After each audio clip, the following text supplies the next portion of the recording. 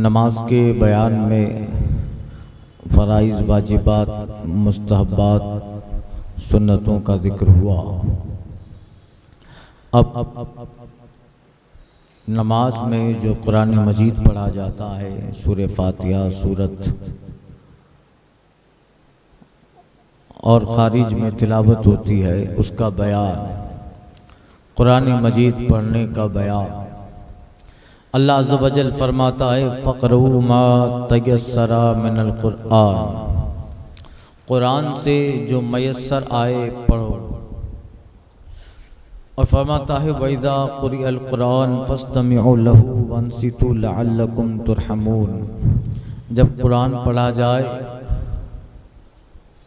उसे सुनो और चुप रहो, इस उम्मीद पर कि रहम किए जाओ।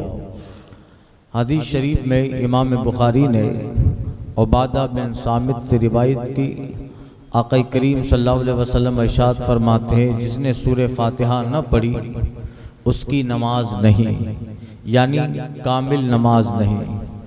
चुनांचे दूसरी रिवायत सही मुस्लिम शरीफ में अबू हुरैरा से है फ़य्या ख़िदाजुन, वो नमाज जिसमें सूरह फातिहा न पढ़ी जाए वो नाक़िस है।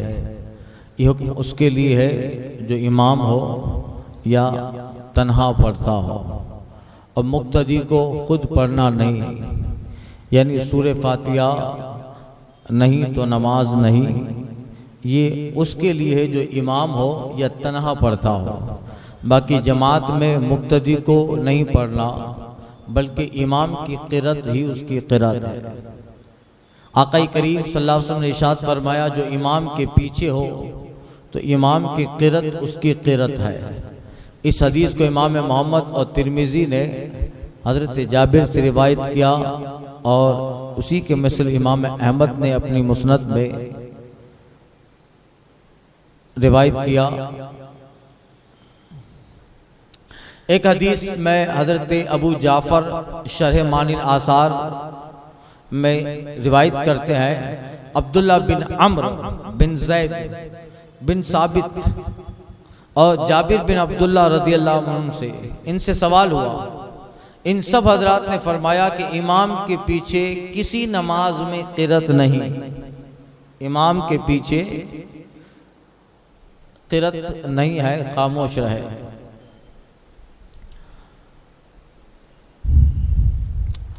एक हदीस इमाम मोहम्मद ने मुअत्ता में रिवायत किया अब्दुल्ला बिन मसऊद से कि इमाम के पीछे क़िरात के बारे में सवाल हुआ, फरमाया खामोश रहे कि नमाज में शुगल है, यानी इमाम के पीछे नमाज में क़िरात करना ये शुगल है, काम हो गया, और इमाम की क़िरात तुझे काफ़ी है। एक हदीस हज़रत साद बिन अबी वक्कास रज़ियल्लाहु अन्हु ने फरमाया मैं दोस्त रखता हूँ कि जो इमाम के पीछे क़िरात करे उसके मुंह में अंगारा हो। मुझे पसंद है कि जो इमाम के पीछे क़िरात करे तो उसके मुंह में अंगारा हो, यानी इसकी ताकीद फरमाई कि इमाम के पीछे क़िरात नहीं है। अमीरुल मोमिनीन फारूक आज़म रज़ियल्लाहु ताला फरमाते जो इमाम के पीछे क़िरात करता है काश उसके मुंह में पत्थर हो।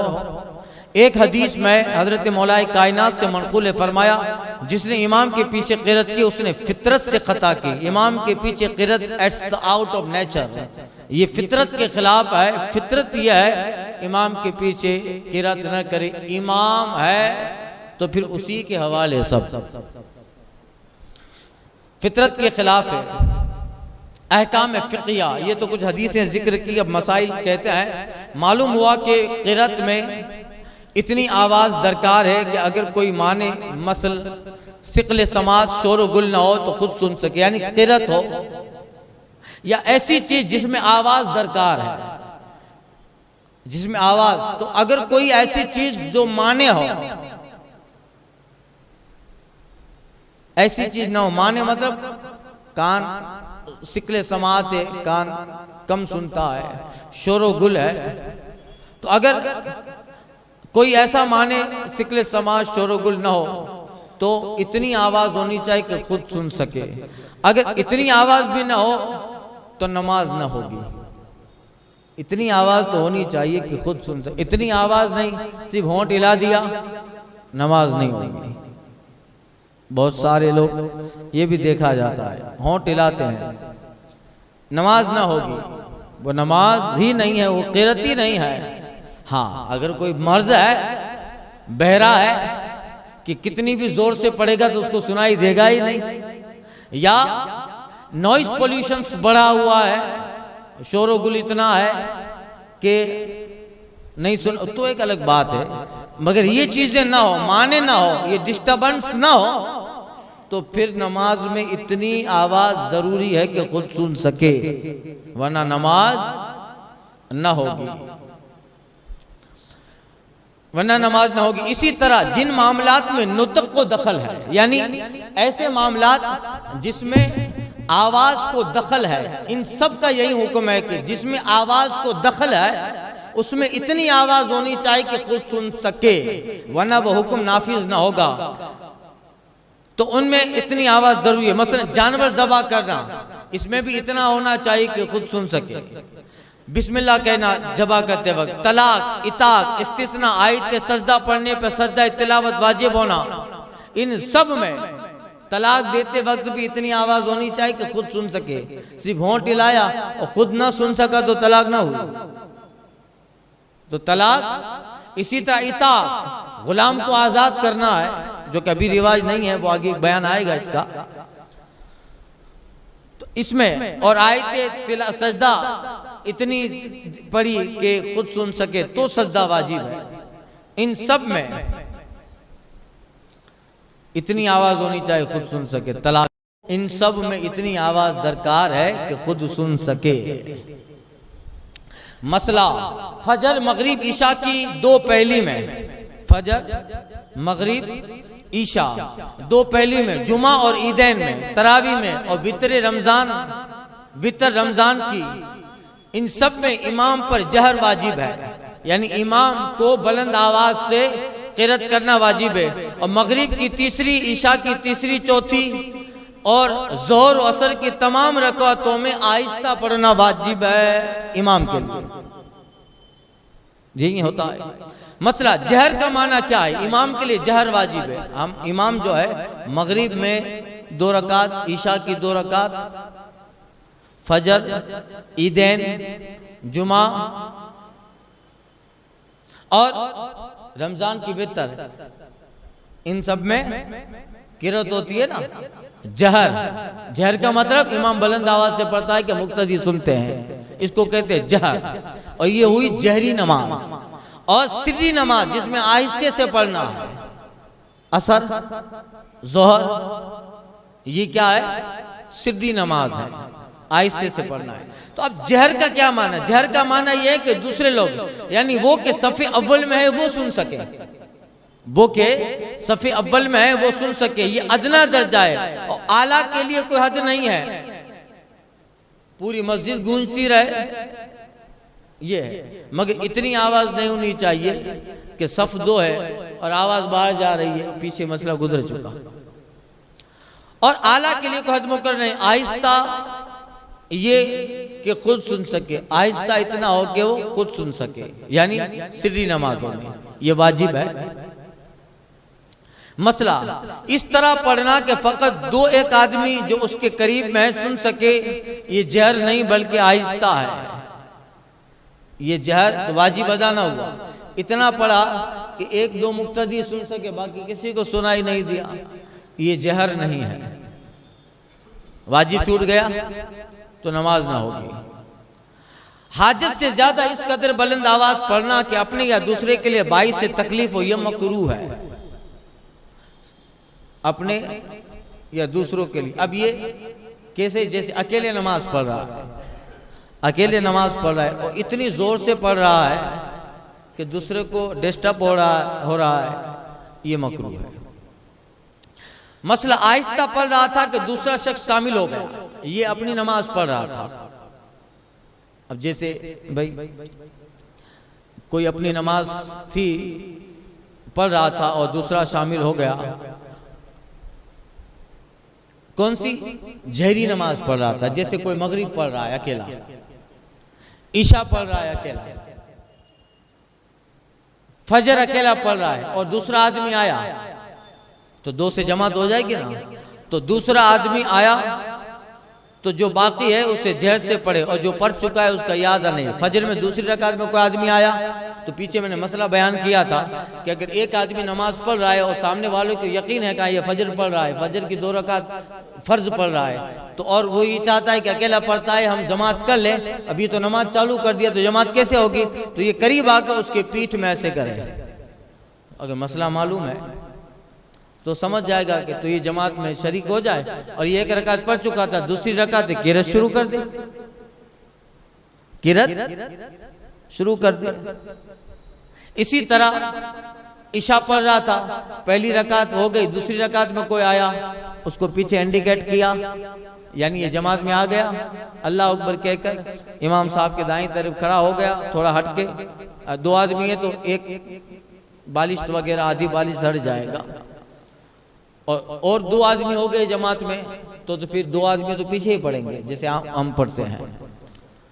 इसने इशारा किया, पहली रकात ये आदमी अकेला पढ़ चुका था, अब उसको पता चल गया कि ये आदमी जमात करवाना चाहता है, तो अब दूसरी रकात में ये जहाँ अलम तो पढ़ चुका था तो अब किरत कर रहा था और आदमी आया तो किरत बुलंद आवाज से कर दे, जो आहिस्ता पढ़ चुका वो पढ़ चुका, उसका कुछ नहीं, ये जमात हो गई इन दोनों की। समझ गए आप? मसला आसान है, ना समझो तो पूछ लेना।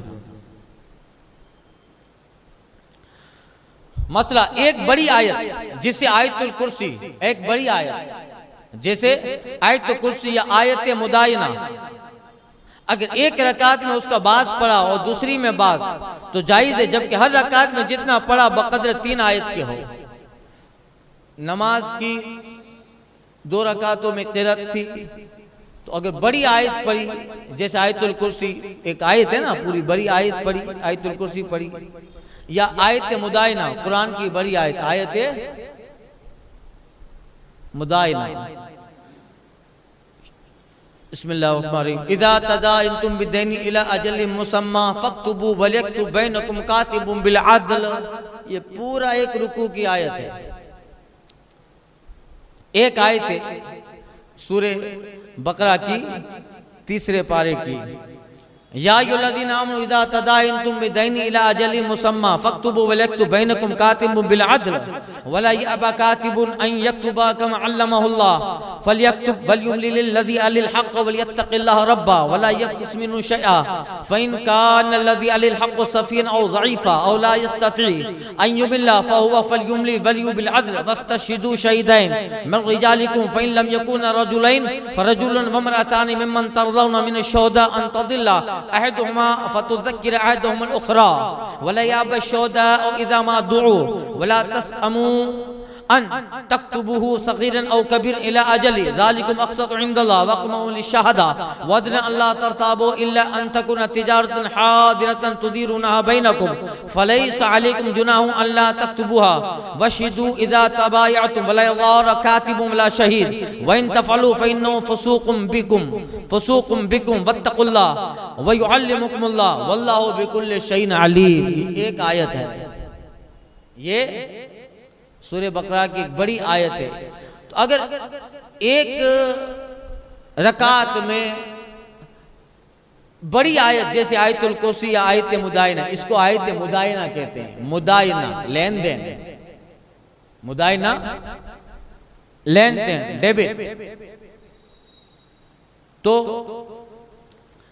इसमें लेन देन का जिक्र है। इज़ा तदायनतुम बिदैनि इला अजलिन मुसम्मा फक्तुबू वलियक्तुब बैनकुम कातिबुन बिल अदल। ऐ लोगों, जब तुम आपस में कोई लेन देन करो, इला अजलिन मुसम्मा, एक मुअय्यन मिक़दार मुअय्यन वक्त तक जब तुम लेन देन करो, फलियक्तुब तो लिख लो, वलियक्तुब बैनकुम कातिबुन बिल अदल, और चाहिए कि तुम्हारे दरमियान लिखने वाला अदल से लिखे, कातिब आदिल हो। बड़ी आयत जैसे आयतुल कुर्सी और आयत मुदायना, अगर एक रकात में उसका बाज पढ़ा और दूसरी में बाज तो जायज है, जबकि हर एक रकात में जितना पढ़ा बकदर 3 आयत के हो तो चलेगा। मसला दिन के नवाफिल में आहिस्ता पढ़ना वाजिब है और रात के नवाफिल में इख्तियार है, अगर तना पढ़े तो आहिस्ता पढ़े या जोर से पढ़े, और जमात से रात के नवाफिल पढ़े तो जहर वाजिब है। रात में अगर जमात से नफल पढ़ रहा है तो जोर से पढ़े, जहर से पढ़े, जहर वाजिब है। जमात से मुराद नफल की जमात तदाई के साथ मकरू है, यानी दो आदमी मिलके जमात कर लिए तो ही जमात है वो। बाकी ऐलान करके नफल की जमात नहीं पढ़ सकते कि भाई आप आइएगा जो है मस्जिद में सलात व तस्बीह की फुला टाइम पे जमात करेंगे, ये मकरू है। नफल की जमात तदाई के साथ यानी ऐलान करके नफल की जमात मकरू है। हाँ, दो आदमी बैठे हुए हैं, नफल पढ़नी है, रात का वक्त है, चलो भाई दो आदमी हैं, खड़े हो जा नफल पढ़ लेते हैं। अब ये जमात करेंगे, रात के नफल में जमात में जहर वाजिब है।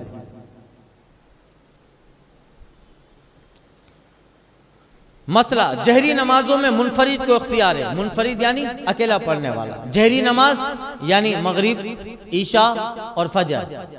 जहरी नमाज में मुनफरिद को इख्तियार है और अफजल जहर है, जबकि अदा पढ़े और कज़ा पढ़े तो आहिस्ता पढ़ना वाजिब है। अगर अकेला आदमी पढ़ रहा है, अपनी मगरिब पढ़ रहा है, अकेला है, तो वो किरत करके पढ़े, फजर पढ़े, किरत करे, जहर करे, मगरिब पढ़े, किरत करके पढ़े, अकेला पढ़ रहा है, इख्तियार है। अफजल जहर है, हाँ अदा पढ़ा हो, मगर जब कज़ा पढ़ रहा हो तो कज़ा में आहिस्ता पढ़ना वाजिब है, चाहे कोई भी नमाज हो।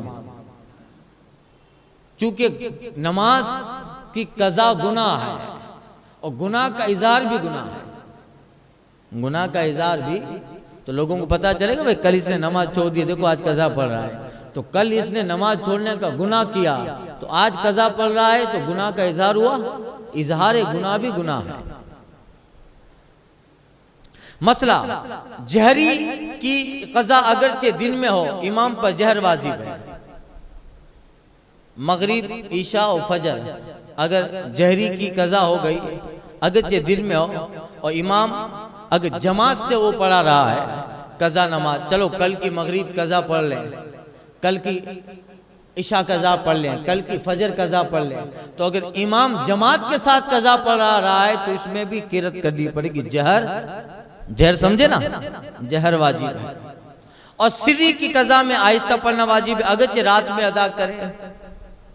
उसमें असर, जोहर ये अगर रात को भी पढ़ेगा उसमें सिर्री किरात यानी आहिस्ता ही पढ़ेगा, वाजिब है। मसला 4 रकाती फर्ज की पहली दोनों रकातों में सूरत भूल गया। 4 रकात की फर्ज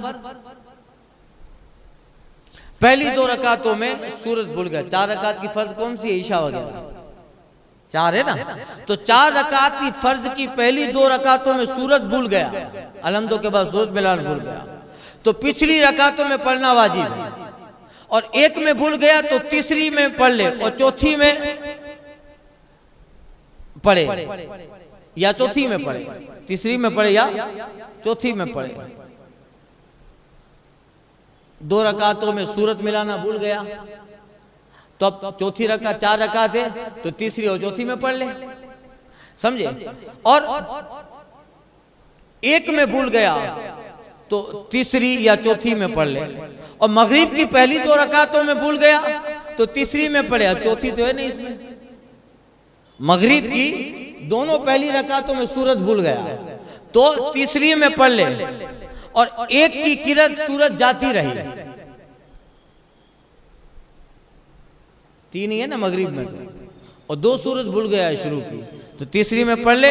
और 1 रकात की किरात सूरत जाती रही।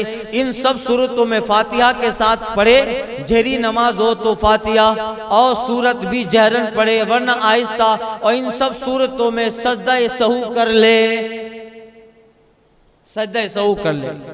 आम कॉमन मसला है, यानी अगर आदमी 2 रकातों में 4 रकात वाली नमाज में शुरू में सूरत मिलाना भूल गया, अलहम्द के बाद 2 रकातों में तीसरी चौथी में पढ़ ले। अगर मगरिब में 2 रकातों में भूल गया तो तीसरी में पढ़ ले, चौथी के लिए सजदा सहू है। और भी इन सब सूरतों में सजदा सहू करे और कसदन छोड़ दी तो इआदा करे तो नमाज वाजिबुल इआदा है।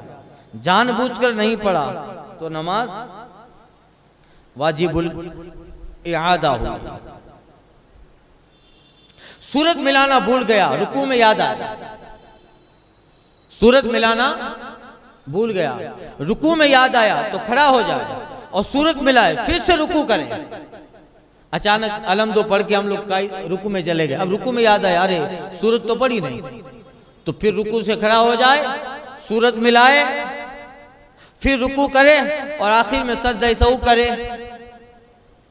और अगर दोबारा रुकू ना करेगा तो नमाज ना होगी। सूरत मिलाए फिर दोबारा रुकू करे, तरतीब जरूरी है, समझे, और वरना नमाज ना होगी। एक मसला और सुन ले, फर्ज की पहली रकातों में फातिहा भूल गया, फातिहा यानी अलहम्दो शरीफ, अल फातिहा नहीं, वो फर्ज की पहली रकातों में फातिहा भूल गया तो पिछली रकातों में उसकी कज़ा नहीं, सूरत की कज़ा है ना, सूरत भूल गया तो तीसरी चौथी में मिला ले, मगर सूरह फातिहा भूल गया तो फर्ज की पहली रकातों में फातिहा भूल गया तो पिछली रकात में उसकी कज़ा नहीं। और रुकू से पेशतर याद आ गया, रुकू से पहले याद आया तो फातिहा पढ़कर फिर सूरत पढ़े। यूं अगर रुकू में याद आया तो क़याम की तरफ फिर लौट जाए, फातिहा पढ़े और सूरत पढ़े, फिर रुकू करे।